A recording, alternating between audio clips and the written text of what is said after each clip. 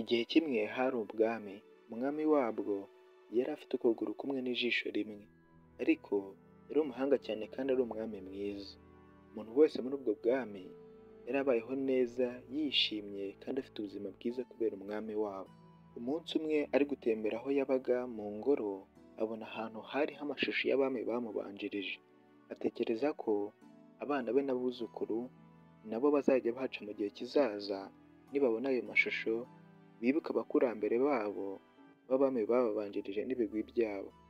Ariko umwami nubwo yari umunyabwenge, ari umwami mwiza, ntabwo yari afite ishusho ye ariho. Kubera ubumuga yari afite, ntabwo yari azi neza ko ishusho ariho izaba imeze. Bukeye atumira abashushanyi bazwi b'abahanga bo mu bwami bwe n'ahandi ngo baze bashushanye iyo we ariho.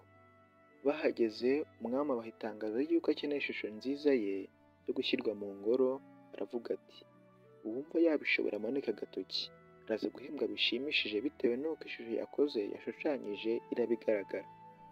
Abantu bose batangira gutekereza uko umwami ufite ukuguru kumwe n'ijisho rimwe ko ifoto ye yaba nziza, kandi bidakunze ko iba nziza umwami yarakara cyane kandi akabahana.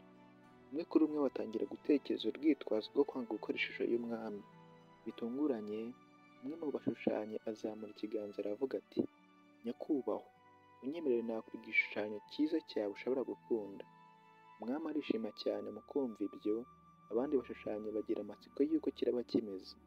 Umwami aramwemerera, umushushanyi atangira gushushanya agenda ashyiramo n'amabara. Nyuma y'igihe kinini abwira umwami ati, nyagasani, igishushanyo cyawe cyarangiye.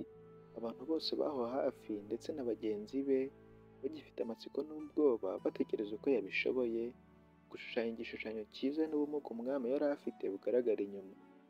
Batekereza icyaba umwami aramutse atagikunze. Ariko umushushanyi amaze kubereka uko kimeze, abantu bose n'umwami barumiwe. Yari yakoze igishushanyo kiriho umwami yicaye ku ifarashi, yerekana uruhande rumwe ruriho ukuguru kumwe k'umwami, afashe umuheto we yafoye umwambi nk'ugiye kumasha cyangwa kurasa, ijisho rye rimwe rifunze nk'ingabo ifite igipimo. Umwami yarishimye cyane, ashimishwa cyane no kubona icyo gishushanyo cyiza cyuzuye ubuhanga n'ubwenge bwo guhisha ubumuga umwami yari afite bugaragara inyuma. Umwami aramushimira, amuha ibihembo bishimishije. Mu buzima bwacu bwa buri munsi, imyitwarire yacu ijya irangwa no gutekereza neza ku bandi tutitaye ku ntege nke zabo.